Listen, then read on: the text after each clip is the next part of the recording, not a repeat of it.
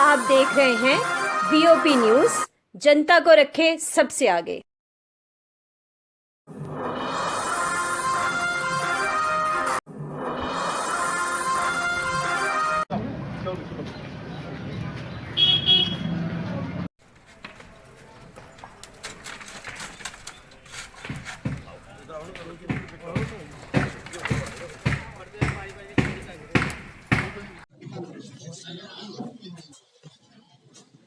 भाई रली मिली है वो सारे आज लोग बेचारे कोरोना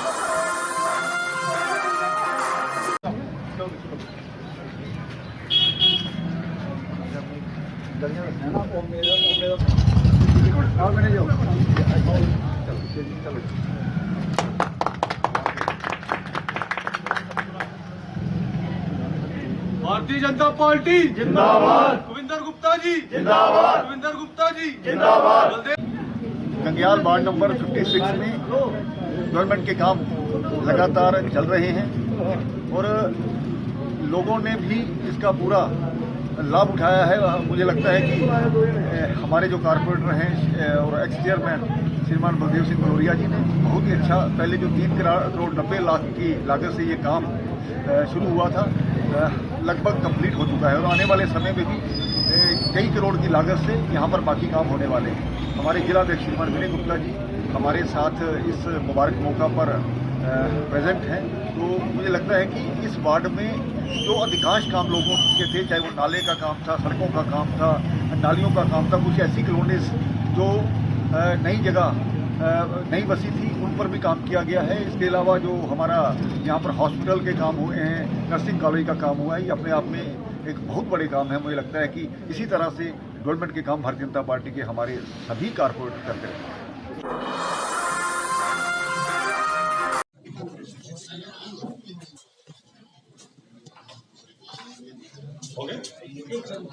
सरकार से अपील करूंगा, मुद्दबाना अपील करूंगा कि वो इन ऑर्डर्स को देखें। हम employ joint action committee represent करती है मुलाजमीन को, बोल नहीं है। मैं राजेंद्र जी से गुजारिश करूंगा कि राजेश जी से देखने के बाद जो है हमारे ऊपर ये भरोसा जो है वो जता हूँ कि जम्मू डिवीजन में जितनी भी हमारी एम्प्लॉइज की ऑर्गेनाइजेशंस हैं, हमारी पूरी कोशिश रहेगी उन सबको इकट्ठा करके इस प्लेटफॉर्म पर लाया जाए ताकि एक बड़े प्लेटफॉर्म से एम्प्लॉइज जो है उनके कॉमन इश्यूज जो है। मोहम्मद रफीक रातर, मैं प्रेसिडेंट हूँ Jammu Kashmir employ joint action committee का। जो मामला थे मैंने आपके सामने रखे। हम एक्सपेक्ट कर रहे थे कि हमें जितने भी डेलीवर्स हैं, एडहॉक और कंसोलिडेटेड एम्प्लॉइज हैं, उनको रेगुलराइज किया जाएगा। हम एक्सपेक्ट कर रहे थे पब्लिक सेक्टर यूनिट्स की सैलरीज वागुजार की जाएगी। ऐसा नहीं हुआ। इसके बजाय आए दिन जो सर्कुलर रोज आप देख रहे हैं ये पब्लिक डोमेन में है, उसके आड़ में मुलाजमीन को 226A के आड़ में मुलाजमीन को हैरेस करने की कोशिश की जा रही है। एक इंपॉर्टेंट इशू में आपके नोट्स में लाना चाहूंगा। कहा जा रहा है कि आप रजिस्ट्रेशन दीजिए। आप देखिए 1994 से आज तक कोई भी रजिस्ट्रेशन नहीं हुई है। सरकार ने रजिस्ट्रेशन बंद की है। यही वजह है कि जो आप यहाँ देखते हैं मशरूम ग्रोथ है ट्रेड यूनियंस की। वजह यह है कि अगर आपने रजिस्टर किया होता किसी एक डिपार्टमेंट में किसी ऑर्गेनाइजेशन को, तो वहां पर मशरूम ग्रोथ नहीं होती। आपने वो बंद करी है 94 के बाद। जब आपने बंद कर दिया और आज आप 20 साल 25 साल 30 साल के बाद हमसे कह रहे हैं कि आप हमें रजिस्ट्रेशन दे दो। रजिस्ट्रेशन कहां से लाएं? दूसरी बात, हम अपने मामलात और मसाइल आपके सामने रखते हैं। ये एक नॉन पॉलिटिकल प्लेटफॉर्म है। लेट अस बी क्लियर, हमारा पॉलिटिक्स के साथ कोई ताल्लुक नहीं है, किसी पॉलिटिकल ऑर्गेनाइजेशन के साथ कोई ताल्लुक नहीं है। हमारा मकसद सिर्फ ये है कि मुलाजमीन के जितने भी इश्यूज हैं उनको फोर्सिबली हम रिस्पेक्टिव गवर्नमेंट्स के सामने रखते हैं ताकि उनका रिड्रेसल हो। आपसे भी मेरी गुजारिश ये है, एलजी आपके जरिए में एलजी तक, ये ऑनरेबल एलजी साहब तक ये गुजारिश पहुंचाना चाहूंगा कि जो सर्कुलर रोज रोज आते हैं वो सर्कुलर ना आए ताकि मुलाजिम परेशानी के लायक न हो जाए।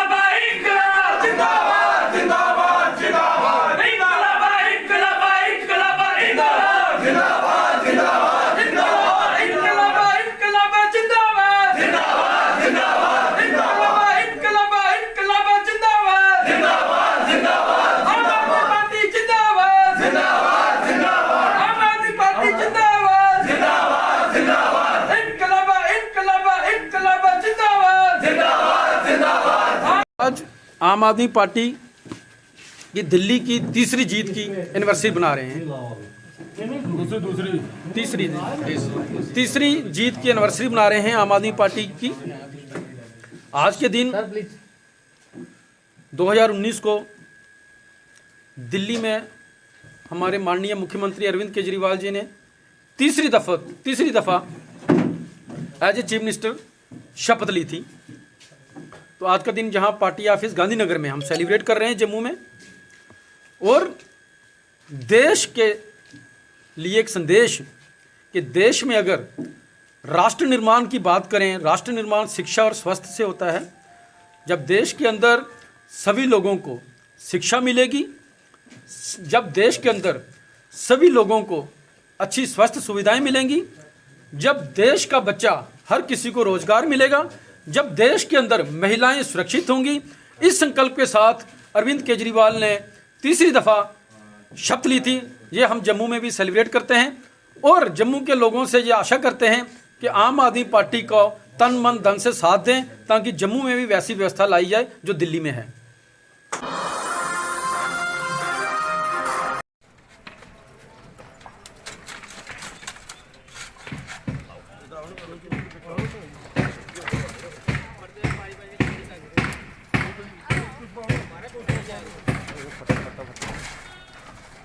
ध्यान रखो, पीछे भी पीछे नहीं जाना, पीछे जाना जाओ।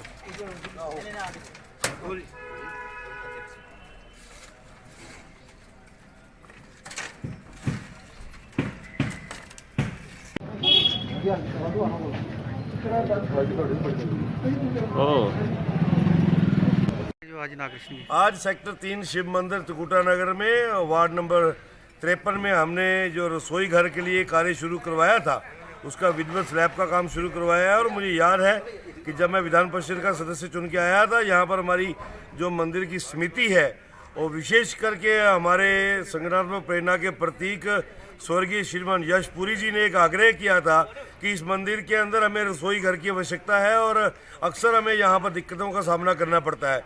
उस वक्त अपने CDM में से मैंने 5 लाख रुपए की धनराशि जारी की थी, लेकिन किसी कारणवश काम डिले होता गया था। लेकिन आज हमने उसकी विधिवत स्लैब की शुरुआत करवाई और मुझे लगता है कि यही ईश्वरीय कार्य है जिसके साथ हम लोग जुड़े हुए हैं। और मैंने प्रयास भी किया कि गांधीनगर विधानसभा क्षेत्र में जहाँ पर भी भगवान का स्थान हो, वहाँ हमारी सेवाएँ अगर लगे तो मुझे लगता है यही हमारा कर्तव्य होगा। और हमारे साथ आज हमारे मंडल प्रेसिडेंट और वार्ड नंबर 53 के ऑनरेबल काउंसलर नीरज पुरी जी और वार्ड नंबर 53 की काउंसलर श्रीमती ज्योति जी, जिन्होंने खुद भी प्रयास किया और खुद भी बल रखा था मेरे लिए कि यहाँ पर रसोई घर का निर्माण करवाएं। मुझे लगता है कि बहुत अच्छा निर्माण कार्य हो रहा है, GMC के माध्यम से इसका हो रहा है। जो हमने CDF दिया था वो विधिवत लग रहा है, लेकिन मैं ज़रूर चाहूँगा कि मंदिर समिति इस रसोई घर को हमारे स्वर्गीय यशपुरी जी के नाम पे समर्पित करें, ताकि आने वाले दिनों में हम इस रसोई की देखरेख भी कर सकें। और वो एक नाम जो है हमारे जीवन में हमेशा प्रेरणा का प्रतीक रहा है, वो हमारे नाम में जीवित भी रहे, हमारे जीवन में जीवित भी रहे और हम उनको समर्पित कर सकें। लागू हुआ है उसके मुतालिक है। जिस प्रकार से एडमिनिस्ट्रेशन ने आज ये नया टैक्स लागू किया है महंगाई के कारण, लेकिन जो अब ये नया टैक्स लागू हुआ है उसकी वजह से अब आम लोगों का जीना दूभर हो जाएगा। मांग करते हैं कि इस टैक्स को वापस किया जाए, ताकि जो आम लोगों की सहूलियत को देखते हुए इसकी वजह से और टैक्स लगा के हम नहीं चाहते हैं कि और लोग इस टैक्स की वजह से महंगाई और बढ़ेगी, क्योंकि कोरोना के कारण पहले ही लोग यहाँ पे इस वक्त दुखी हुए हैं। वहाँ पे 1 साल से वैसे ही लोगों को कामकाज नहीं है, कामकाज को बिल्कुल ठप कर दिया हुआ है। हम चाहते हैं कि इस तरह की टैक्स गवर्नमेंट हमारे आम आदमी के ऊपर ना लगाए। आज की हमारी प्रेस वार्ता जो नया टैक्स प्रॉपर्टी पे लागू हुआ है उसके बारे में है। हम एडमिनिस्ट्रेशन से ये कहना चाहेंगे कि जिस तरह से महंगाई आगे ही काफ़ी बढ़ रही है, पेट्रोल 100 रुपये के करीब छू रहा है और आम आदमी को इस वक्त काफ़ी तकलीफ़ों में जीवन यापन हो रहा है। आम आदमी की हालत वैसे ही पतली है, चाहे पेट्रोल ले लो, चाहे खुदरा महंगाई ले लो, उस वक्त जो है महंगाई काफ़ी ऊपर चली गई है। लेकिन अब लेफ्टिनेंट गवर्नर साहब ने बारामूला में थोड़े दिन पहले कहा था कि प्रॉपर्टी टैक्स यहाँ पे लागू नहीं होगा। 1 साल से लगातार कोविड के कारण लोगों को कामकाज वैसे ही ठप है, व्यापारी वर्ग वैसे ही इस वक्त दब रहा है। अब ऊपर से ये टैक्सों का बोझ हमारे ऊपर लादा जा रहा है। हम आपके माध्यम से इतना ही कहना चाहेंगे कि ये जो प्रॉपर्टी टैक्स लगाया हुआ है, इसकी वजह से आम आदमी की कमर जो टूटी हुई है वो और टूट जाएगी। हम एडमिनिस्ट्रेशन से ये अपील करना चाहेंगे और सेंट्रल गवर्नमेंट से भी और एलजी साहब से भी अपील करना चाहेंगे कि इस टैक्स को जल्द से जल्द वापस लिया जाए। और ये जो कानून महंगाई पे हमारे ऊपर थोपे जा रहे हैं, ये आम आदमी के लिए काफ़ी आगे ही दुश्वार हो रहा है यहाँ पे जीवन यापन करना। महंगाई की एक मार देखी जाए तो हर चीज़ में इस वक्त जो हालात हैं वो देखें अगर आपके माध्यम से, तो हमारे जो माननीय लेफ्टिनेंट गवर्नर साहब है वो उन्होंने कहा था कि जहाँ पे भी ये टैक्स होंगे म्यूनसिपालिटी में लगेंगे। लेकिन उन्होंने बारामूला में जब एक बयान दिया था, उन्होंने कहा था कि ये अभी यहाँ पे नई ड्यूटी बनी है, यहाँ पे लागू नहीं होंगे। लेकिन अब ये कल का जो इन्होंने नया एक एडवाइजरी जारी करके कहा है कि जम्मू और श्रीनगर जो यहाँ पे म्यूनसिपल कॉर्पोरेशन हैं वहाँ पे टैक्स लगाए जाएंगे। लोगों को इस वक्त मैं आपके माध्यम से कहना चाहूँगा कि कोरोना की वजह से 1 साल से लगातार व्यापारी वर्ग और आम आदमी इनका जीना दुश्वार हुआ है और ऊपर से ये प्रॉपर्टी टैक्स लगा के उसके ऊपर और मार देना चाहते हैं। हम चाहते हैं कि ये टैक्स को वापस लिया जाए।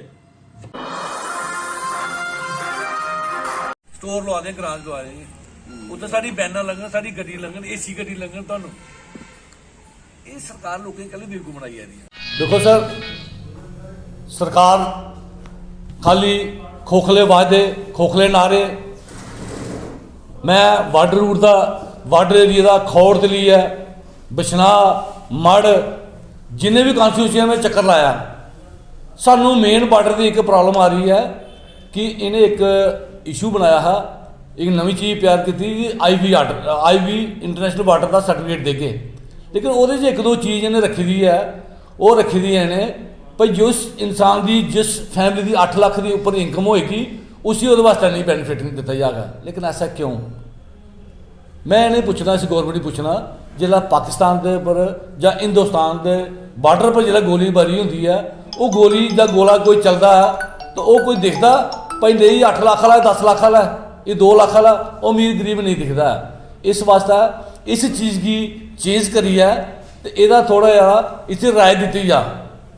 दूजा नंबर, एक इन्हें और कंडीशन रखी दी है कि कोई भी बहू, कोई बेटी एक ग्रां तो दूए ग्रां पर होती है, उसे 15 साल का प्रूफ चाहिए। नहीं तुम दसो, जम्मू शहर कोई मेरा रिलेशन है, कोई बार्डर पर कोई बच्ची की मैरिज हुई है, उस बच्ची की क्या वह बेनीफिट नहीं मिलेगा? वो 15 साल कुत्थों प्रूफ ले आएगी? मैरिज होगी अज होगी, 15 साल कुत्थे जाएगी? वो उस चीज़ भी थोड़ा चेंज दिखी आज जनाजा रखी है। इस गवर्नमेंट के बड़े बड़े अफसर बैठे हैं, उन्हें उस चीज़ का दिखी सुनी है, उस चीज़ की रियायत देनी चाहिए है। दूसरा सर, ये लोग गल्लां करा कि किसान किसान किसान, किसाने की क्यों भड़का देन? ये जेडे दिन मुद्दे क्यों बनाई जाते हैं?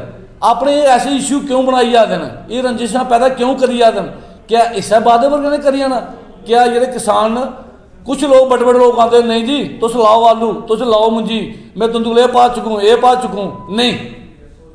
वो क्या करते हैं?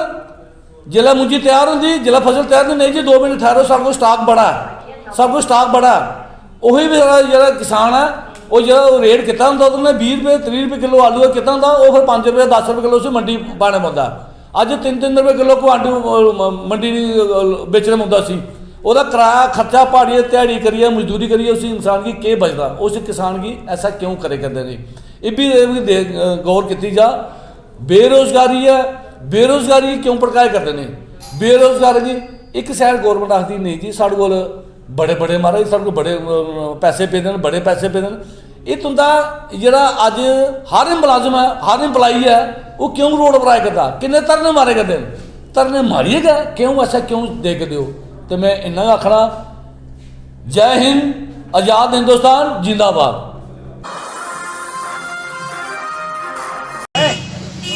आगे जाओ, आगे जाओ।